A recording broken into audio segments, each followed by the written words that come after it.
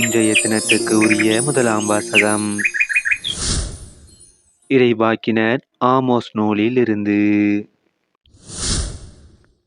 எல்லாம் வல்ல இறைவன் கூறுவது: சீயோன் குன்றின் மீது இன்பத்தில் திளைத்திருப்போரே, சமாரிய மலை மேல் கவலையற்றிருப்போரே, மக்களினங்களுள் சிறந்த இனத்தின் உயர்குடி மக்களே, இஸ்ரேலின் மக்கள் தேடி வரும் அளவுக்கு பெருமை வாய்ந்தவர்களே, உங்களுக்கு ஐயோ கேடு!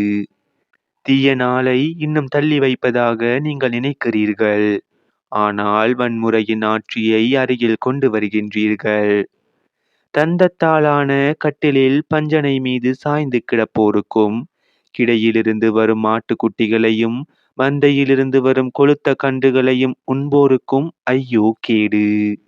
அவர்கள் வீணை ஒலி எழுப்பி அலறி தீர்க்கின்றார்கள், தாவீதைப் போல புதிய இசைக்கருவிகளை கண்டுபிடிக்கிறார்கள், கோப்பைகளில் திராட்சை ரசம் குடிக்கின்றார்கள், உயர்ந்த நறுமண எண்ணெயை தடவிக் கொள்கின்றார்கள். ஆகையால் அவர்கள் தான் முதலில் நாடு கடத்தப்படுவார்கள், அவர்களது இன்பக் களிப்பும் இல்லாதொழியும். இது ஆண்டவர் வழங்கும் அருள்வாக்கு. இறைவா உமக்கு நன்றி. இன்றைய தினத்துக்கு உரிய இரண்டாம் வாசகம் திருத்தூதர் பவுல் தீமோத்தேயுவுக்கு எழுதிய முதல் திருமுகத்தில் இருந்து. கடவுளின் மனிதனாகிய நீ பொருள் ஆசையிலிருந்து தப்பியோடு. நீதி, இறைப்பற்று, நம்பிக்கை, மன உறுதி, பணிவு ஆகியவற்றை நாடித் தேடு. விசுவாச வாழ்வு எனும் போராட்டத்தில் ஈடுபடு. நிலைவாழ்வை பற்றிக்கொள். அதற்காகவே அழைக்கப்பட்டிருக்கிறாய். அதனை முன்னிட்டே பல சாட்சிகள் முன்னிலையில் விசுவாசத்தை சிறப்பாக அறிக்கையிட்டாய். அனைத்துக்கும் வாழ்வளிக்கும் கடவுளின் முன்னிலையிலும் பொந்தியு பிலாத்துவின் முன் விசுவாசத்தை சிறப்பாக அறிக்கையிட்ட இயேசு கிறிஸ்துவின் முன்னிலையிலும் உனக்கு கட்டளையிடுகிறேன். நம் ஆண்டவர் இயேசு கிறிஸ்து தோன்றும் வரையில் குறை சொல்லுக்கு இடம் தராமல் இந்த கட்டளையை அப்பளிக்கின்றி கடைபிடித்து வா. உரிய காலத்தில் பேரின்பக் கடவுள் அவரை தோன்ற செய்வார். கடவுள் ஒருவரே வேந்தர், அரசருக்கெல்லாம் அரசர், ஆண்டவருக்கெல்லாம் ஆண்டவர். அவர் ஒருவரே சாவை அறியாதவர், அணுக முடியாத ஒளியில் வாழ்பவர்.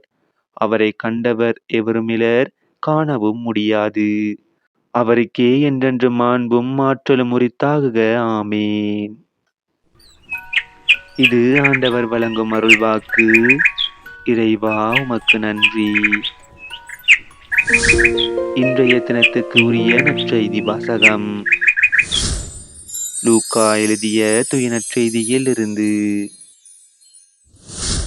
அக்காலத்தில் இயேசு பரிசேயரிடம் கூறியது: செல்வர் ஒருவர் இருந்தார். அவர் விலையுயர்ந்த மெல்லிய செந்நிற ஆடை அணிந்து நாள்தோறும் விருந்துண்டு இன்புற்றிருந்தார். லாசர் எனும் பெயர் கொண்ட ஏழை ஒருவரும் இருந்தார்.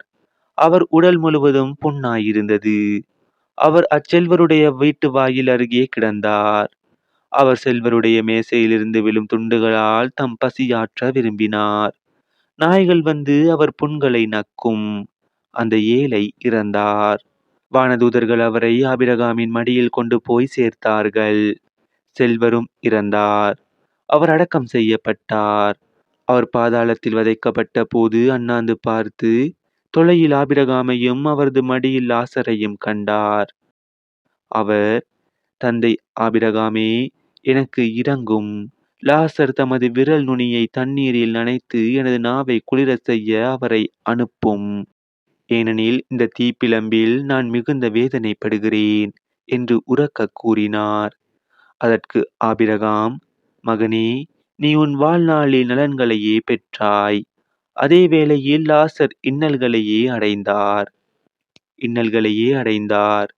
அதை நினைத்துக்கொள். இப்பொழுது அவர் இங்கே ஆறுதல் பெறுகிறார், நீயோ மிகுந்த வேதனைப்படுகிறாய். அன்றியும் எங்களுக்கும் உங்களுக்கும் இடையே பிளவு ஒன்று உள்ளது. ஆகையால் இங்கிருந்து ஒருவர் உங்களிடம் வர விரும்பினாலும் கடந்து வர இயலாது. அங்கிருந்து நீங்கள் எங்களிடம் கடந்து வரவும் இயலாது என்றார். அவர், அப்படியானால் தந்தையே, அவரை என் தந்தை வீட்டுக்கு அனுப்புமாறு உம்மிடம் வேண்டுகிறேன்.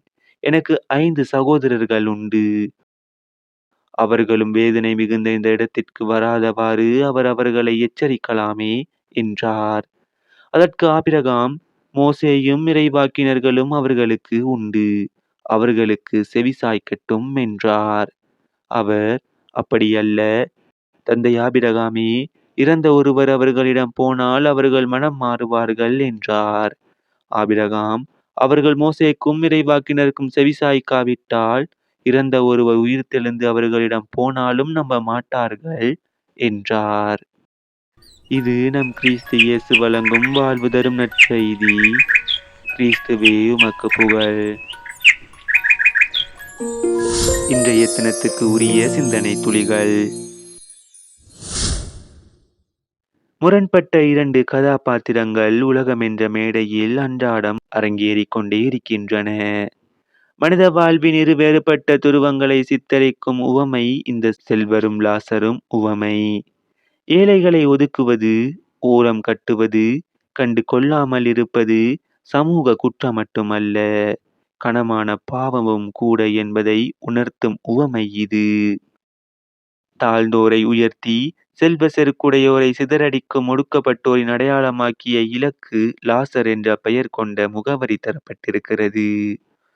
லாசர் என்றால் கடவுள் அன்பு செய்பவர் என்று பொருள்படுகிறது. கடவுள் எப்போதும் ஏழையரின் சார்பாகவே இருக்கிறார் என்பதை உறுதிப்படுத்துகிறார் லூக்கா. ஏற்புடைய வாழ்வுக்கு இது வேண்டும்.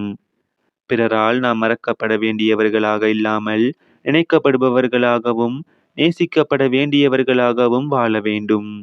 அத்தகைய வாழ்வு முறையை தருவது பணம் அல்ல, நல்ல குணமே. பணம் பல சமயங்களில் மனித இயல்புகளையே கொச்சைப்படுத்தி விடுகிறது.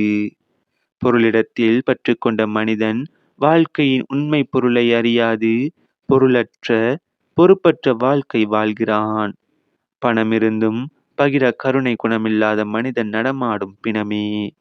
பணத்தை விட குணம் முக்கியம். குணத்தை தரும் மனம் முக்கியம். நல்ல மனதை தொலைத்துவிட்டு பணத்தை தேடி என்ன பயன்? ஆகவே நம் கண்ணெதிரே துன்பப்படுகிற சகோதர சகோதரியை அவர்களுடைய நிலையிலிருந்து ஏற்றுக்கொண்டு அன்பு செய்வோம், அரவணைப்போம், ஆண்டவரின் பிள்ளைகளாவோம்.